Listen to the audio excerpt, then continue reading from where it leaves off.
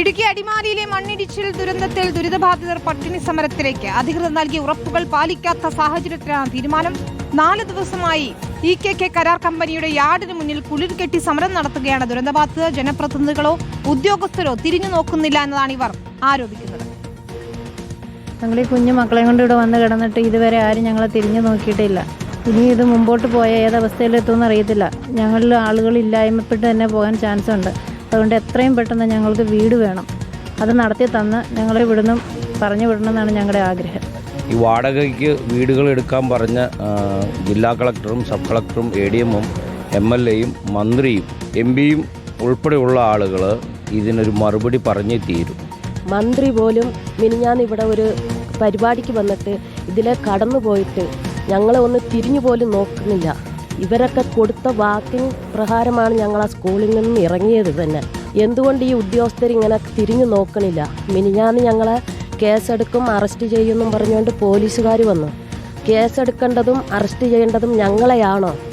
ഈ ഭരണാധികാരികൾ എന്തുകൊണ്ട് ഇത് ചിന്തിക്കണില്ല?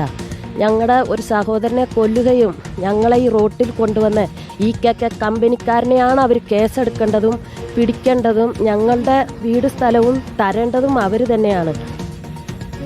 അതേസമയം ദേശീയപാതയുടെ മേൽ പഴിചാരി അധികൃതർ തലയൂരുകയാണ്. രാഹുൽ സുരേഷും അർജുൻ മട്ടന്നൂരുമാണ് ചേരുന്നത്. വിശദാംശങ്ങളുമായി രാഹുൽ സുരേഷ് ഇപ്പോൾ സ്ഥലത്തുണ്ട്. രാഹുൽ, പട്ടിണി സമരത്തിലേക്ക് കടക്കുകയാണ് ദുരിതബാധിതർ. നമ്മൾ കഴിഞ്ഞ കുറേ ദിവസങ്ങളായി ഇവരുടെ സമരത്തെക്കുറിച്ചും ഇവരുടെ ദുരിതത്തെക്കുറിച്ചും ഒക്കെ പറയുന്നുണ്ട്. എത്ര കുടുംബങ്ങളാണ് ഇപ്പോൾ പെരുവഴിയിലായിരിക്കുന്നത്?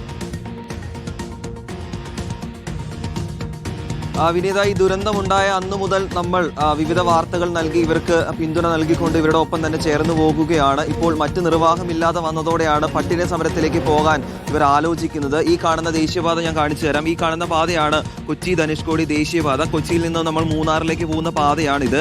ആ പാത അടിമാലിയിൽ എത്തുമ്പോൾ ആണ് ഈ EKK കരാർ കമ്പനിയുടെ തൊട്ടു മുന്നിൽ കുടിൽ കെട്ടിക്കൊണ്ട് സമരം മുന്നോട്ട് പോകുന്നത്. വിനീത സൂചിപ്പിച്ച പോലെ തന്നെ ഇതിപ്പോൾ 4 ദിവസത്തിലേക്ക് എത്തുകയാണ്. കുറേയധികം ഉറപ്പുകൾ മന്ത്രി റോഷി അഗസ്റ്റിൻ, ഇവിടുത്തെ MP ആയിട്ടുള്ള ഡീൻ കുര്യാക്കോസ്, സ്ഥലം MLA ഉൾപ്പെടെ കുറേയധികം ഉറപ്പുകൾ ഇവർക്ക് നൽകിയിരുന്നു. അതിലേറ്റവും പ്രധാനപ്പെട്ട കാര്യം ഈ ഇരിക്കുന്ന 30ഓളം കുടുംബങ്ങൾക്ക് അന്ന് നൽകിയിരിക്കുന്ന ഉറപ്പിൽ പറഞ്ഞ പ്രധാനപ്പെട്ട കാര്യം വാടക വീടുകളിലേക്ക് മാറുമ്പോൾ അവർക്ക് ഓരോ മാസവും കൃത്യമായി വാടക നൽകാം എന്നതായിരുന്നു പറഞ്ഞ പ്രധാനപ്പെട്ട ഒരു കാര്യം. മറ്റൊന്ന്, ഇവർക്ക് കൃത്യമായ പുനരധിവാസം സാധ്യമാക്കാം, അതുകൂടാതെ നഷ്ടപരിഹാരം ലഭ്യമാക്കാം. ഇങ്ങനെ കുറേയധികം ഉറപ്പുകൾ ഈ ഇരിക്കുന്ന പാവപ്പെട്ട ആളുകൾക്ക് നൽകിയതാണ്. പക്ഷേ ആ ഉറപ്പുകൾ പാഴ്വാക്കായി പോകുന്നു എന്നതാണ് എടുത്തു പറയേണ്ട കാര്യം. ആ ഒരു സാഹചര്യത്തിൽ എത്തിയപ്പോഴാണ് ഇങ്ങനെ കുടിൽ കെട്ടി സ്വന്തം വീട് നഷ്ടപ്പെട്ട ആളുകളുണ്ട്, സ്ഥലം നഷ്ടപ്പെട്ട ആളുകളുണ്ട്, സ്വന്തം എന്ന് കരുതി എല്ലാം നഷ്ടപ്പെട്ടിരിക്കുന്ന ആളുകളാണ് ഇവർക്ക്. പക്ഷേ ഇവർക്ക് ഇതുവരെ നൽകിയ ഉറപ്പുകൾ പാലിക്കാത്ത സാഹചര്യത്തിലാണ് ഈ ഒരു സമരത്തിലേക്ക് പോകുന്നത്. ഇപ്പോൾ ഈ സമരം 4 ദിവസം പിന്നിടുകയാണല്ലോ. എന്തെങ്കിലും ഉറപ്പ് ഈ 4 ദിവസത്തിനുള്ളിൽ നിങ്ങൾക്ക് ലഭിച്ചിട്ടുണ്ടോ? ഇതുവരെ ഞങ്ങളിവിടെ ഇരുന്ന് 4-ാം ദിവസം ഇന്ന് ഉച്ച കഴിഞ്ഞ് ഇത്ര സമയമായി.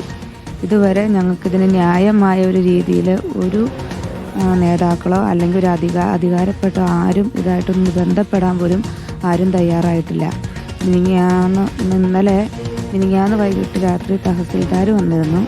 തഹസിൽദാർ ജില്ലാ കളക്ടറുമായിട്ട് കളക്ടർ പറഞ്ഞു വിട്ടതനുസരിച്ച് വന്നൊന്ന് സംസാരിച്ചിട്ട് പോകാൻ പറഞ്ഞതാണെന്ന് പറഞ്ഞാണ് വന്നത്. അത്രയും പറഞ്ഞ് അവർ അങ്ങ് പോയതല്ലാതെ ഇന്നത് ചെയ്യാം അല്ലെങ്കിൽ കളക്ടറായിട്ട് ബന്ധപ്പെട്ട് ഇങ്ങനെ സംസാരിച്ചിട്ടുണ്ടെന്നോ അല്ലെങ്കിൽ എന്തെങ്കിലും ഒരു അറിയിപ്പോ അല്ലെങ്കിൽ ഒരു തീരുമാനം എടുത്തിട്ടുണ്ടെന്നുള്ള കാര്യത്തിലൊന്നും ഇതുവരെ ഒരു ഉറപ്പോ ഒരു തീരുമാനം അവർ ഇതുവരെയും പറഞ്ഞിട്ടില്ല. ഇനി എന്ത് ചെയ്യണമെന്ന് അറിയില്ല. ഇനി അടുത്ത ദിവസം മുതൽ ഇനി നാളെയും കൂടെ ഒരു തീരുമാനം ഞങ്ങൾക്ക് വന്നില്ല എന്നുണ്ടെങ്കിൽ തൊട്ടടുത്ത ദിവസം തന്നെ നിരാഹാര സമരമായിട്ട് മുന്നോട്ട് പോകാനാണ്. അത് ഒരാളല്ല, ഞങ്ങൾ കൊച്ചു കുട്ടികളടക്കം മുന്നിൽ ഇറങ്ങി നിൽക്കാമെന്നാണ് ഇപ്പോൾ എൻ്റെ കൊച്ചും പറഞ്ഞേക്കണം. ഉമ്മച്ചി ഞാൻ പട്ടിണി കിടക്കാം, അങ്ങനെ കിടന്നാലെങ്കിലും ഇവരൊരു തീരുമാനമാക്കി തരുമെങ്കിൽ ഞാൻ പട്ടിണി കിടന്നോളാം ഉമ്മച്ചി എന്നാണ് എന്നോട് എൻ്റെ പുള്ള പറഞ്ഞേക്കണം. വിനീത, കഴിഞ്ഞ ദിവസം നമ്മൾ ഫൈഗയുടെ പ്രതികരണം കേട്ടതാണ്. ഈ കൂട്ടത്തിൽ പ്രായം കൊണ്ട് ഏറ്റവും ചെറുതാണെങ്കിലും സമരത്തിൽ ഏറ്റവും മുന്നിൽ നിൽക്കുന്ന ആൾ നമ്മുടെ ഫൈഗമോൾ തന്നെയാണ്. 2ാം ക്ലാസ്സിലാണ് അവൾ പഠിക്കുന്നത്. ഇപ്പോൾ പരീക്ഷ എടുക്കാൻ പോകുമ്പോഴും സ്കൂളിൽ പോലും പോകാൻ കഴിയാതെ അവൾ ആ സമരപന്തൽ നിൽക്കുകയാണ്. പട്ടിണി കിടന്നുള്ള സമരത്തിലേക്ക് പോകാൻ റെഡിയാണ് അല്ലേ? ഞാനും പട്ടിയെടുക്കും. ഞാൻ ചെറുതാണെങ്കിലും ഞങ്ങൾക്ക് വീട് സ്ഥലം കിട്ടാൻ ഞങ്ങൾ പോകില്ലല്ലോ. അത് കാരണം ഞാനും പട്ടിയെടുക്കാനാണ് ഇപ്പോഴത്തെ ഉദ്ദേശം. സ്കൂളിൽ പോകണ്ടേ?